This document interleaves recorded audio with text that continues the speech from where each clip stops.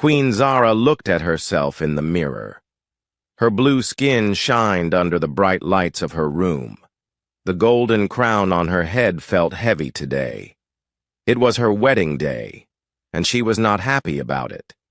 She was the ruler of the Velthari Empire. Her people controlled many planets across the galaxy. They were strong, smart, and feared by other alien races. But today, she had to marry a human from a small planet called Earth. The marriage was not about love. It was about politics and power. Her advisors told her that humans had things the Empire needed. They had metals, water, and other useful things. By marrying one of them, she could control their whole planet. Jake Collins waited in the palace garden. He was the human she would marry. He looked very ordinary to her. He was not tall like the warriors from other planets. He was not strong like the rock people from the mining worlds. He had brown hair and brown eyes. Nothing special about him at all. Jake worked as a cultural helper. He spent his days reading books in the palace library. Sometimes he walked in the gardens. He was quiet and polite. The queen's guards and servants thought he was boring. They called him the pet human when they thought no one could hear them. The wedding ceremony began at noon. Hundreds of important aliens came to watch. They wore their best clothes and brought expensive gifts, but many of them whispered to each other about how strange it was for such a powerful queen to marry such a weak creature. Jake walked into the great hall wearing simple human clothes. He did not have fancy armor like alien warriors. He did not have special technology like the science races. He just walked quietly to where the queen waited. When it was time to speak his wedding promises, Jake surprised everyone. He spoke in perfect Velthari language. His words were clear and his accent was almost perfect. Even the queen was surprised. Most aliens could not speak her language so well. "I promise to stand by your side," Jake said in her language. "I will respect your people and your ways. I will be honest with you always." The queen felt something strange when he spoke. His voice was calm and strong. His eyes looked directly at her without fear. Most people were afraid to look at her for too long. But Jake seemed comfortable. After the ceremony, there was a big party. Aliens from many different worlds came to congratulate them. But most of the congratulations were for the queen, not for Jake.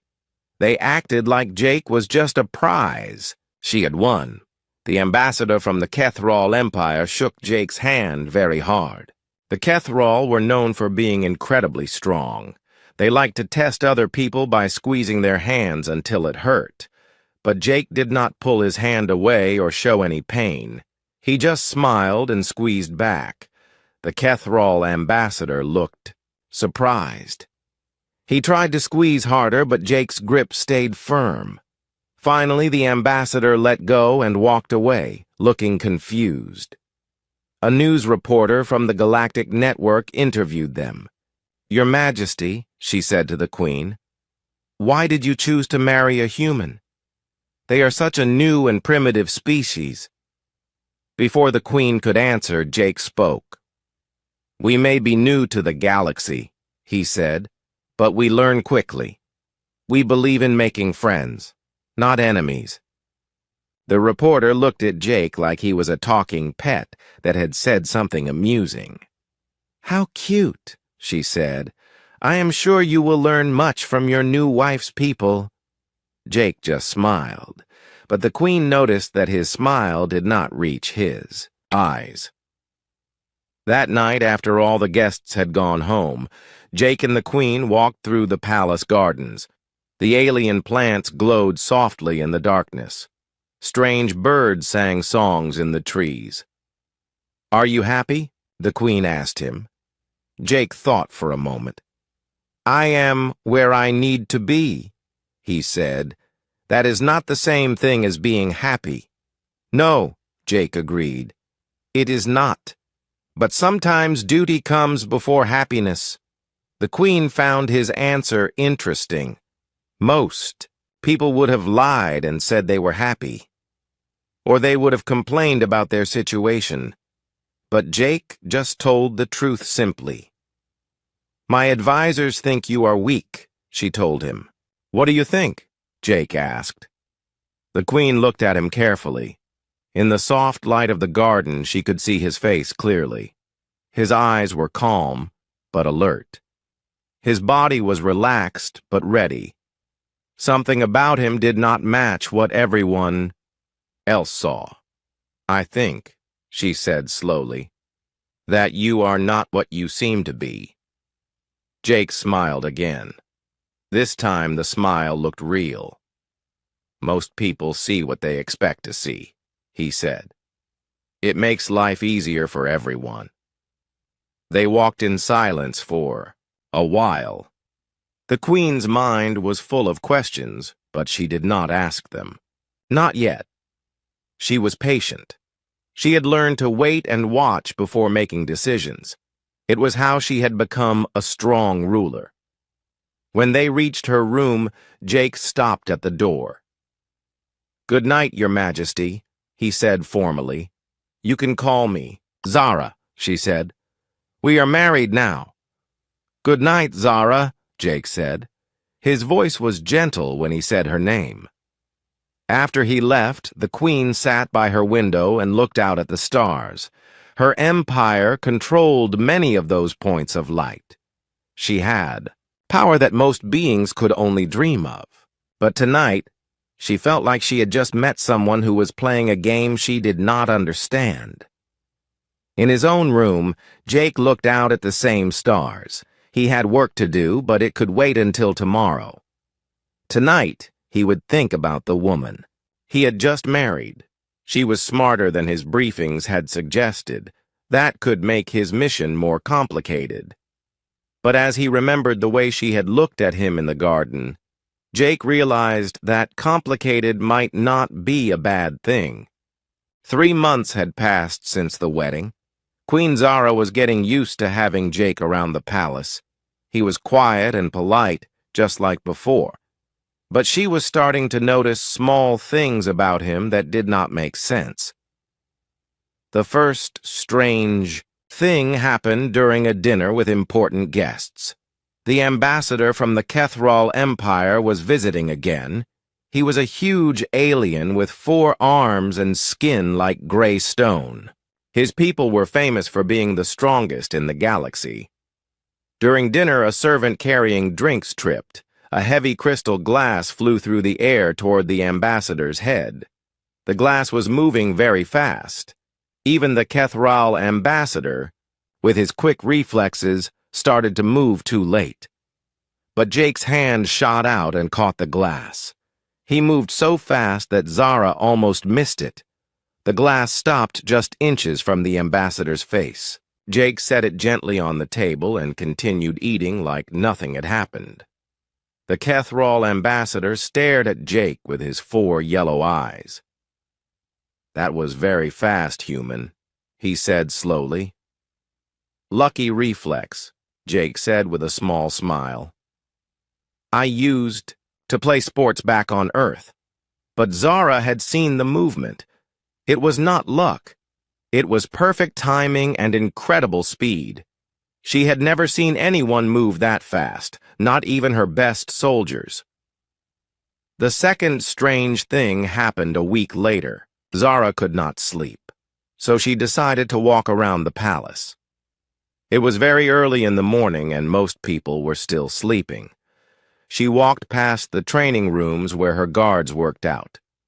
Through a window, she saw light coming from one of the rooms. She looked inside and saw Jake exercising alone. He was lifting weights that even her strongest guards found difficult, but he was lifting them easily, like they were light toys. Jake was not breathing hard. He was not sweating much. He looked calm and comfortable. When he finished, he put the weights away carefully and cleaned the room. Then he left quietly. The next day, Zara checked the training logs. The weights Jake had been using were marked as heavy class, only for the strongest Velthari soldiers. But Jake was supposed to be a weak human diplomat. The third strange thing happened when the Thorian Collective sent a delegation to visit. The Thorians were small, pale aliens with big heads. They could read minds and sense emotions. Most people found them very unsettling to be around. The lead Thorian was named Zilmoth. He was old and powerful, able to see into almost anyone's thoughts. But when he met Jake, something odd happened. Zilmoth's large black eyes went wide with surprise. He stepped back quickly, like he had touched something hot. Later, when Zara was alone with Zilmoth, she asked him what was wrong. "Your human husband is very unusual," Zilmoth said in his whispering voice. "I cannot read his mind clearly. It is like trying to see through thick metal walls. I have never encountered anything like it." "What do you mean?" Zara asked. "Most minds are like open books to my people. Even strong minds have thoughts that leak out. But his mind is completely closed. It is not normal for any species, especially not humans." Zara felt a chill run down her spine. She had heard that humans were supposed to be mentally weak compared to other species. But Jake's mind was apparently stronger than anyone expected. That night, Zara decided to do some investigating. She used her royal access to look up Jake's records again. On paper, everything looked normal. He had been born on Earth, studied at their universities, and worked for their diplomatic service. But the more she looked, the more questions she had. His school records were perfect, too perfect. His test scores were exactly average in everything, not high enough to stand out, but not low enough to be suspicious. It looked like someone had carefully made him appear ordinary. His previous assignments were also suspicious. He had worked at embassies on 3 different planets before coming to her world.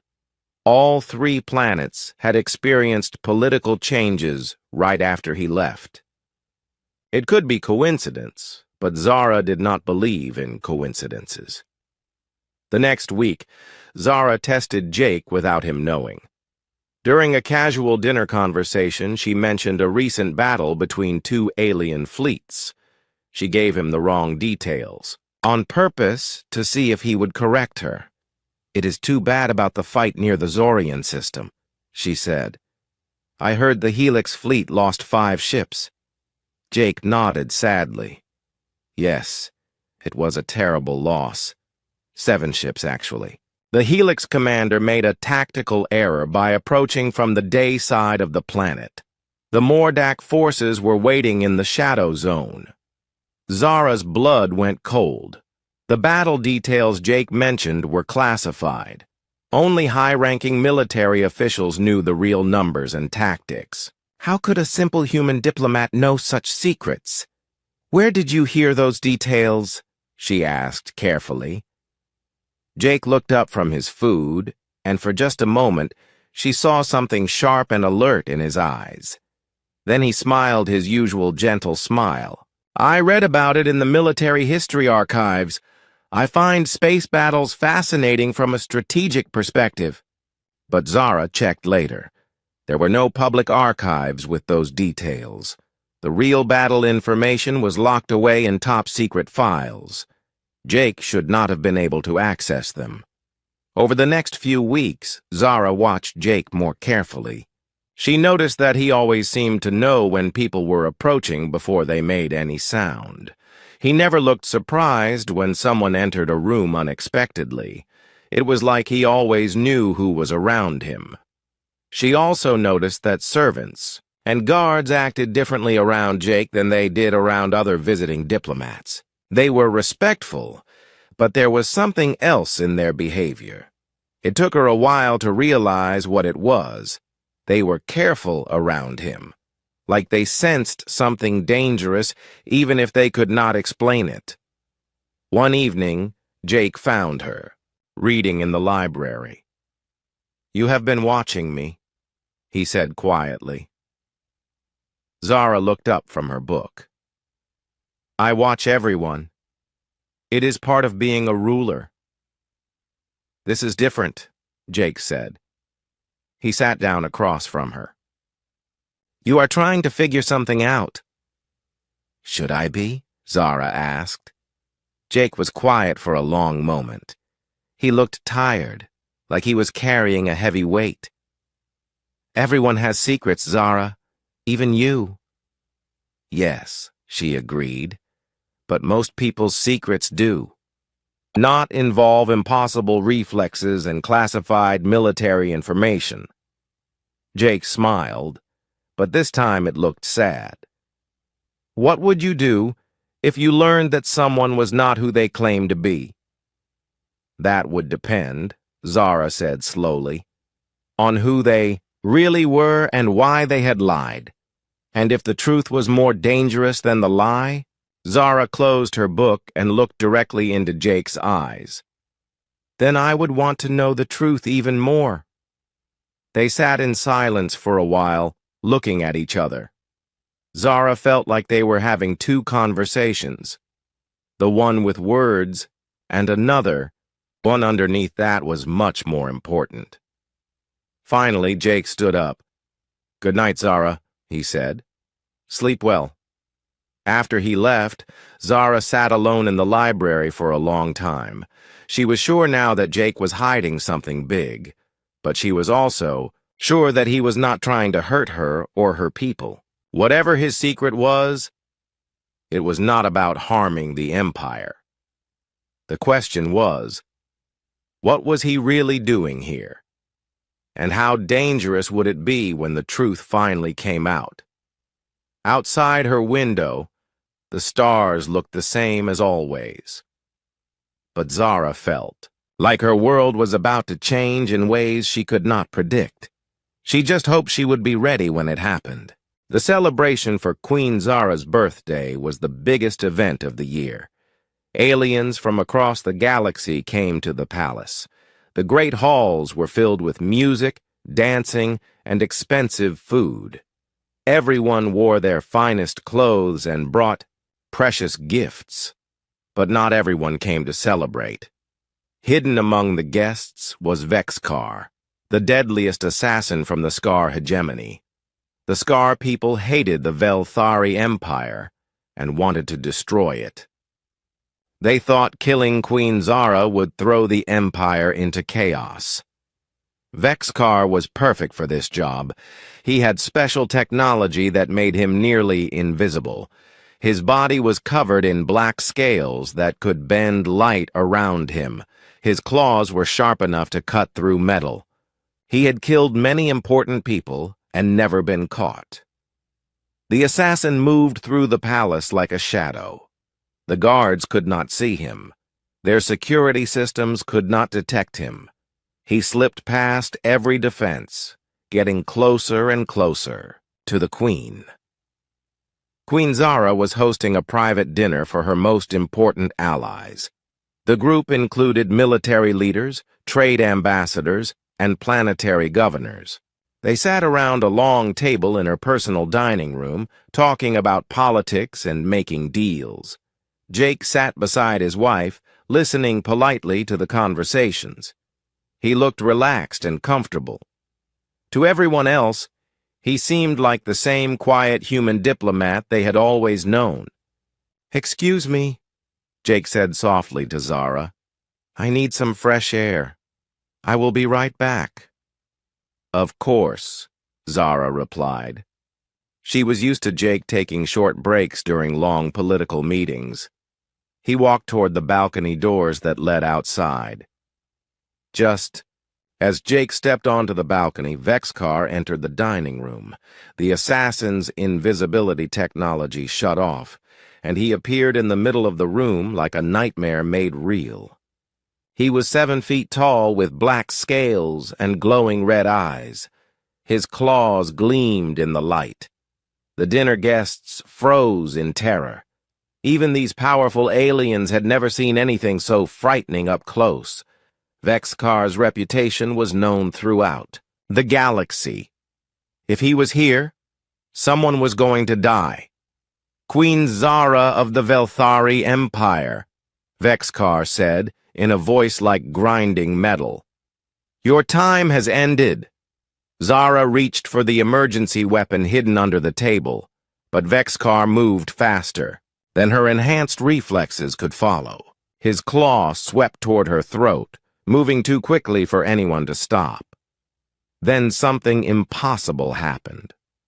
Jake appeared behind Vex-Kar, not running from the balcony, just suddenly there, like he had teleported.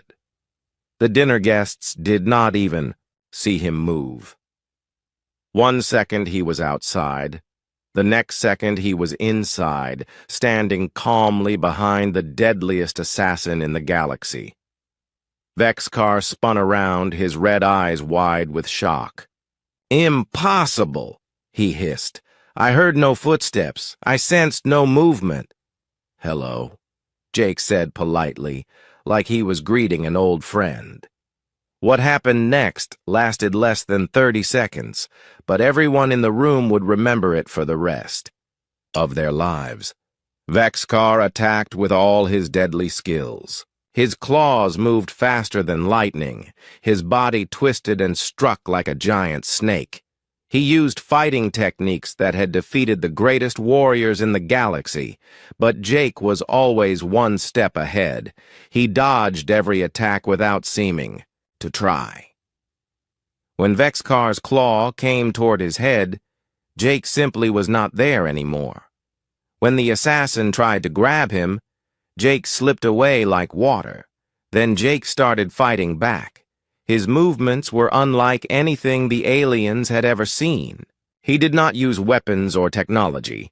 He used only his hands and feet, but they moved with impossible precision. Every strike hit exactly where he wanted it to hit. Every block stopped Vex-Kar's attacks perfectly. The assassin tried to use his invisibility again, but it did not help. Even when Vex-Kar could not be seen, Jake knew exactly where he was. He blocked invisible attacks and struck back at an enemy no one else could see. How? Vex-Kar gasped as Jake's hand hit a pressure point on his neck. How can you fight what you cannot see? I can hear your heartbeat, Jake said calmly. I can smell your breath. I can feel the air move when you strike. Sight is just one sense. The fight ended when Jake grabbed Vex-Kar's wrist and twisted it in a way that made the assassin's whole body go limp. It was a technique none of the watching aliens recognized. Vex-Kar collapsed to the floor, alive but completely unable to move. Jake pulled a thin cord from his pocket and quickly tied up the assassin. Then he checked Vex-Kar for hidden weapons and removed several deadly devices from his body. Finally, Jake looked around the room at the shocked faces staring at him. Is everyone all right? He asked, sounding genuinely concerned. The dinner guests could only stare. These were some of the most powerful beings in the galaxy, and they had just watched a weak human defeat their greatest nightmare with his bare hands. How? Whispered General Korth, the Empire's top military commander. How did you do that? Jake straightened his clothes and smoothed down his hair. I had a good teacher, he said simply. Queen Zara stood up slowly. Her legs felt weak from shock. Jake, she said in a voice that shook slightly. What are you? Before Jake could answer, more guards rushed into the room. They had heard the commotion and come running. When they saw Vex-Kar tied up on the floor, they could not believe their eyes. Your Majesty, the guard captain said, we detected an intruder, but our systems lost track of him. How did you capture him? We did not capture him, Zara said, still staring at Jake. My husband did. The guards looked at Jake with new respect and confusion. The quiet human diplomat had done something their best warriors could not do. They had always thought of him as harmless, but now they were not so sure. Jake knelt down beside Vexcar, who was still conscious but unable to speak clearly. "Who sent you?" Jake asked in a voice that was still polite but somehow much more dangerous than before. Vexcar's eyes filled with hatred. "You are not what you seem," he gasped. "Neither are you," Jake replied. "You are supposed to be unstoppable. But here you are, stopped." Jake stood up and looked at Queen Zara. Her blue skin had gone pale, and she was looking at him like she was seeing him for the first time. "We need to talk," she said quietly. "Yes," Jake agreed. "We do." The guards took Vexcar away to a secure prison cell. The dinner guests left quickly, whispering among themselves about what they had witnessed. Soon, Jake and Zara were alone in the dining room. They stood in silence for a long moment. The room still smelled like fear and violence. The elegant dinner table was overturned, and there were claw marks in the expensive furniture. 30 seconds, Zara said finally. "You defeated the most dangerous assassin in the galaxy in 30 seconds. 28 seconds, actually, Jake said. But who is counting? Zara laughed, but it sounded more like crying. I have been married to you for months. I have watched you read books and tend gardens. I thought you were a harmless diplomat, but you just did something impossible. Jake looked tired again, like the weight he carried had gotten heavier. Zara, Do not lie to me anymore, she interrupted. I deserve the truth. All of it. Jake nodded slowly. You do, he said, but the truth is going to change everything between us. Are you sure you want to know? Queen Zara looked at the place where Vexcar had almost killed her. Then she looked at Jake, who had saved her life in a way that revealed he was someone completely different from who she thought he was. Yes, she said firmly, I want to know everything. Jake and Queen Zara went to her private rooms. She locked the door and activated the security shields that blocked all listening devices. Whatever Jake was about to tell her, she wanted to make sure no one else could hear it. They sat across from each other in comfortable chairs. But the comfort felt fake now. Everything between them felt different after what had happened with Vexcar. Start talking, Zara said. Her voice was calm, but Jake could see the hurt in her eyes. Tell me who you really are. Jake was quiet for a long moment. He looked out the window at the stars, then back at his wife. My name really is Jake Collins, he said. But I am not a cultural diplomat. What are you then? I am part of Earth's Special Operations Division. We call it SOD. Most humans do not know we exist. Even most of Earth's government does not know about us. Zara felt her heart sink. You are a spy. Among other things, yes, Jake said honestly. But it is more complicated than that. Explain it to me. All of it. Jake took a deep breath. When Earth first made contact with the galactic community, we realized we had a big problem. Every other species had thousands of years to develop their technology and military power. We were new, weak, and small. If we appeared as a threat, we would be destroyed. So you pretended to be harmless. Not pretended. We really were harmless compared to empires like yours, but we had one advantage that no one expected. What advantage? Jake stood up and walked to the window. Human evolution was different from every other species in the galaxy. Most aliens developed one special ability. Your people became very strong and smart. The Thorians developed mental powers. The Kethral became incredibly tough. The Scar became perfect killers. And humans? Humans became adaptable. We did not get one special gift. We got the ability to exceed any limitation when we need to survive. We can push our bodies and minds beyond what should be possible.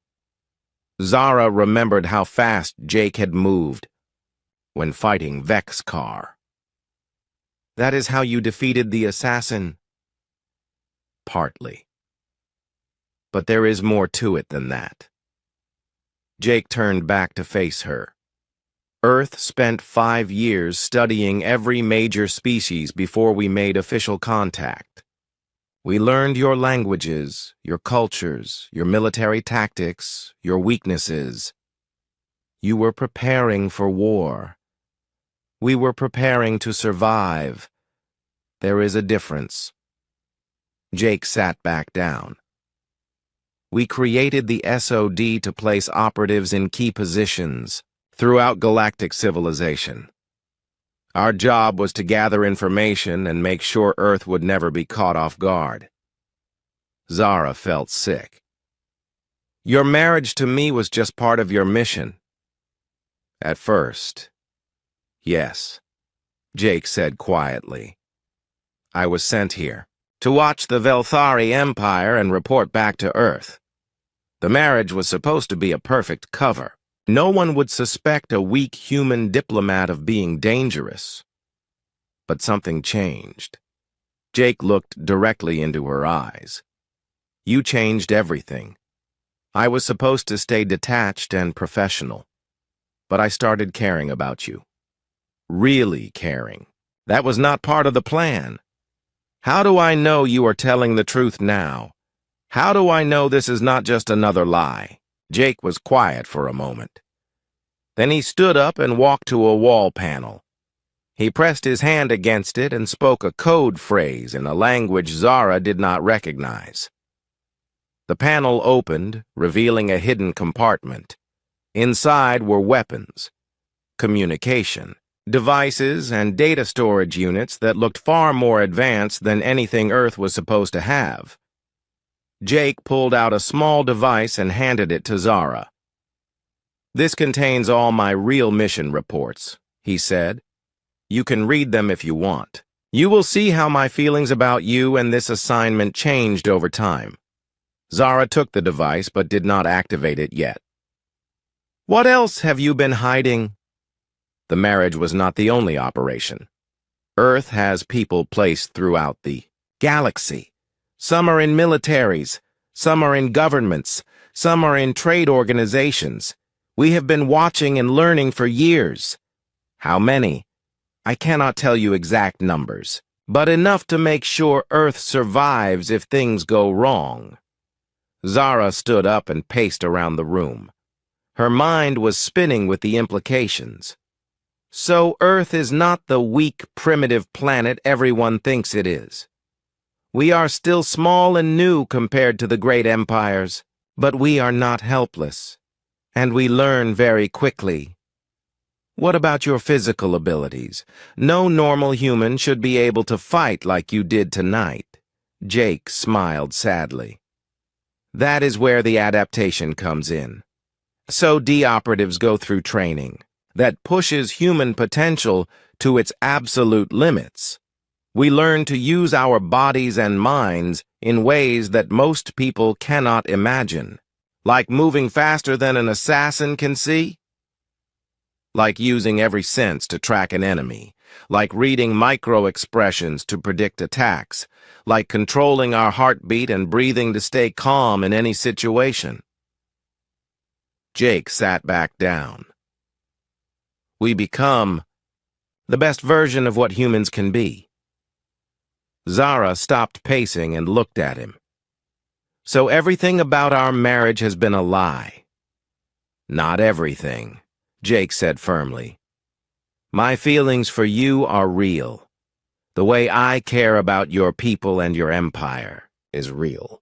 The fact that I saved your life tonight because I could not stand to lose you, that is real.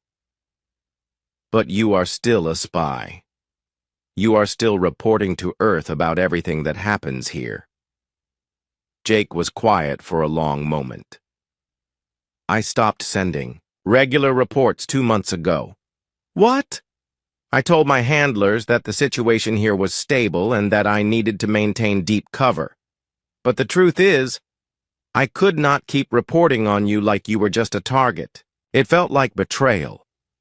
Zara felt confused. Part of her was angry about the deception. Part of her was impressed by Earth's cleverness. And part of her was hurt that the man she had grown to love was not who she thought he was. What happens now?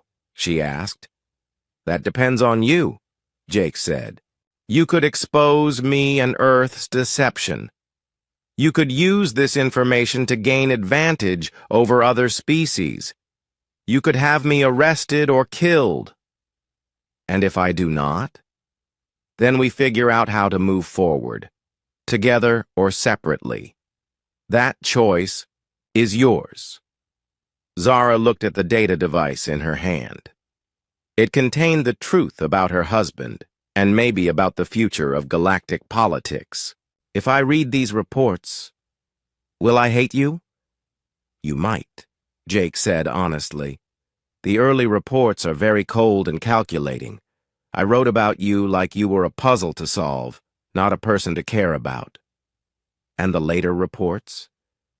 The later reports show a man falling in love with his target and not knowing what to do about it. Zara sat back down. The room felt different now. Everything felt different. This morning I woke up married to a quiet diplomat from a harmless planet.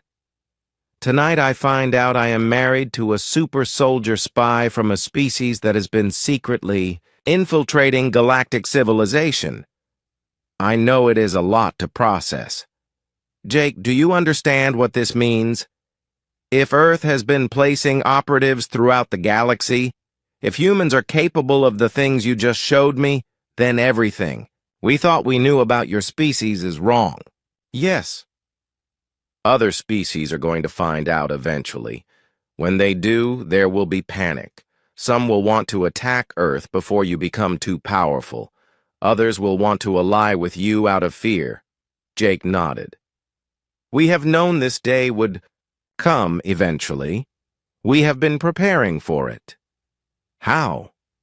That is classified information I cannot share, even with you. Zara laughed bitterly. Even now you are still keeping secrets. Some secrets protect people. If I told you everything, it could put both Earth and the Velthari Empire in danger. They sat in silence for a while. Zara thought about all the implications of what Jake had told her. Earth was not what it seemed. Her husband was not who she thought he was. And she was sitting at the center of a deception that could change the entire galaxy. I need time to think, she said finally. Of course. Take all the time you need. Jake stood up to leave, but Zara stopped him. Jake, there is one more thing I need to know. What? Despite everything you have told me, despite all the lies and deceptions, do you love me? Really love me? Jake looked at her with eyes that were tired and sad and completely honest. Zara, I love you more than my mission, more than my duty to Earth, and more than my own life. That is the most dangerous truth of all. After he left, Zara sat alone with the data device in her hands. Outside her window, the galaxy looked the same as always. But she knew that nothing would ever be the same again. News of Vexcar's capture spread quickly through the galaxy's intelligence networks. The story seemed impossible. A human diplomat had defeated the most feared assassin in known space, using only his bare hands. Alien governments began asking questions about Earth and humans that they had never asked before. The Scar hegemony was furious. Their perfect weapon had been humiliated by what they still believed was a primitive species. The Scar leaders decided, that both the Velthari Empire and Earth needed to be destroyed before this embarrassment spread further. Within days, Scar war fleets began moving toward Velthari space. The hegemony had one of the largest militaries in the galaxy. Their ships were fast, deadly, and commanded by generals who had never lost a major battle. Queen Zara received the intelligence reports in her war room. Jake stood beside her, along, with her top military advisors. The mood was tense. Everyone knew that a war with the Scar hegemony would be costly, even if they won. "They are bringing 12 battle fleets," General Korth reported. "That is more firepower than they have used in any previous war. They mean to crush us completely." "What about Earth?" Zara asked, looking at Jake. "Will your people help us?" Jake was quiet for a moment. "That depends on what you decide to do with the information I gave you." Zara had spent 3 sleepless days reading Jake's mission reports and thinking about the choice she faced. She could expose Earth's deception and use it to her advantage. Or she could trust the man she loved and forge a new kind of alliance. "I have made my decision," she announced to the room. "I am calling a special session of the Galactic Council. I want representatives from every major species to attend." Her advisors looked confused.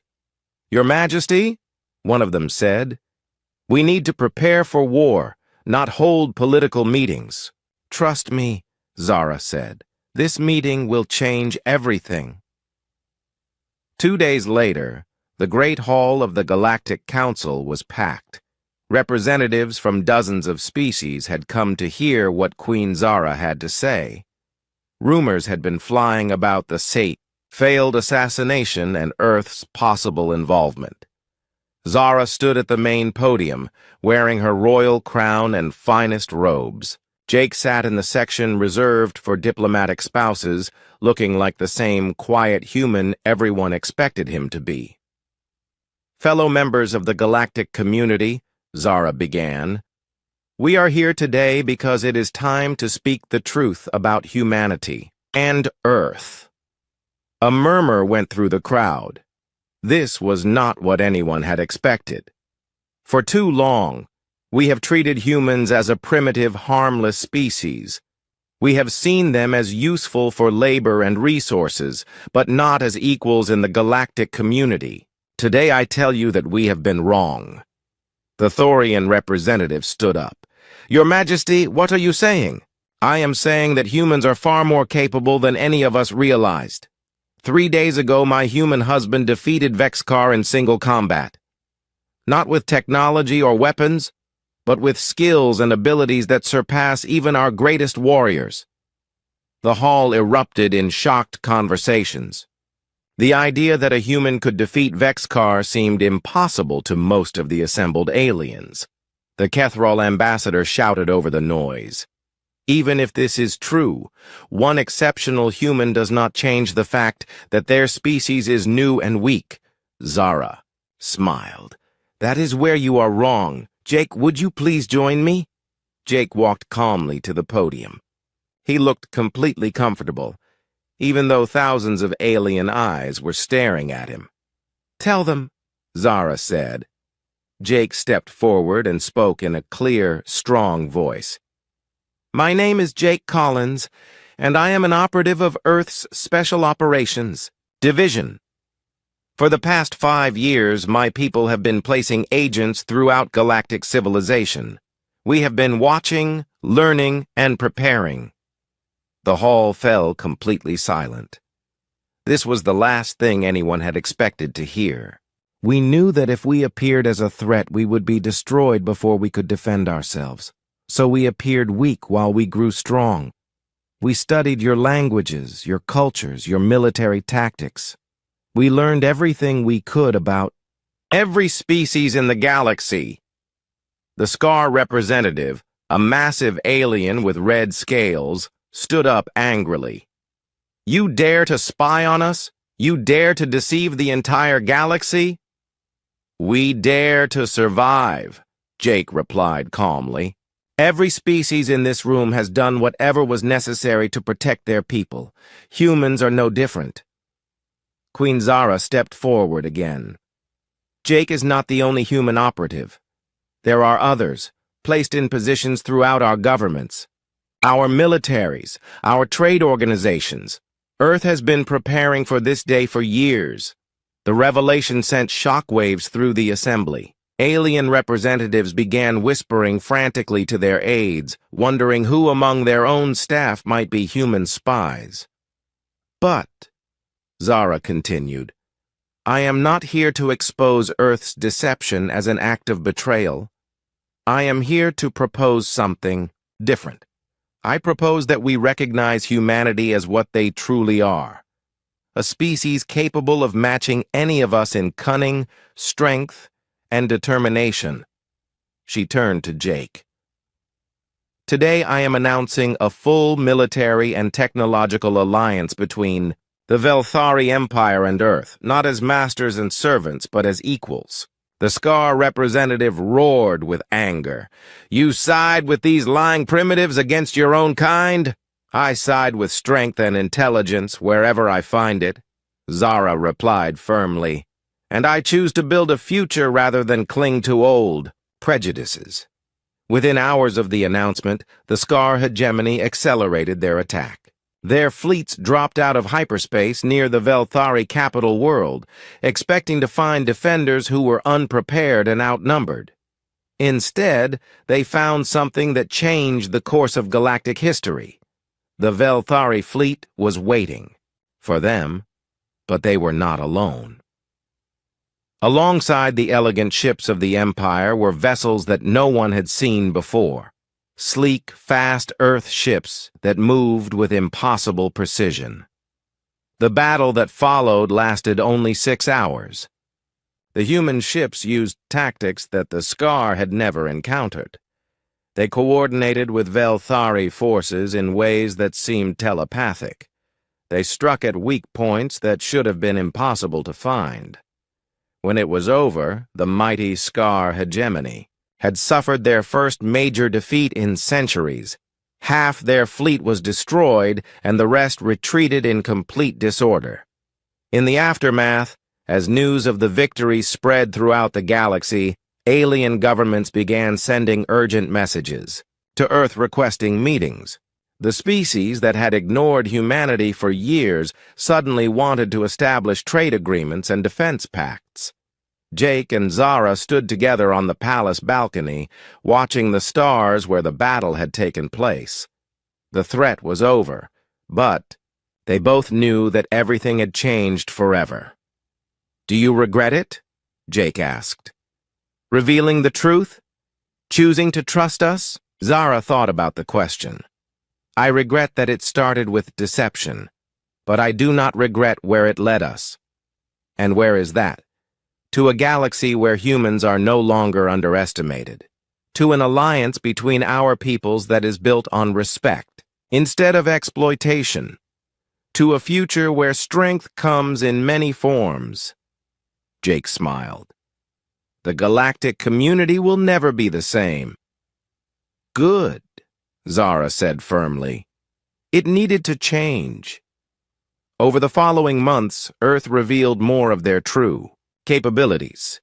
Human diplomats, scientists, and military advisors came out of hiding in governments across the galaxy. The species that had seemed so primitive turned out to have been influencing galactic politics for years.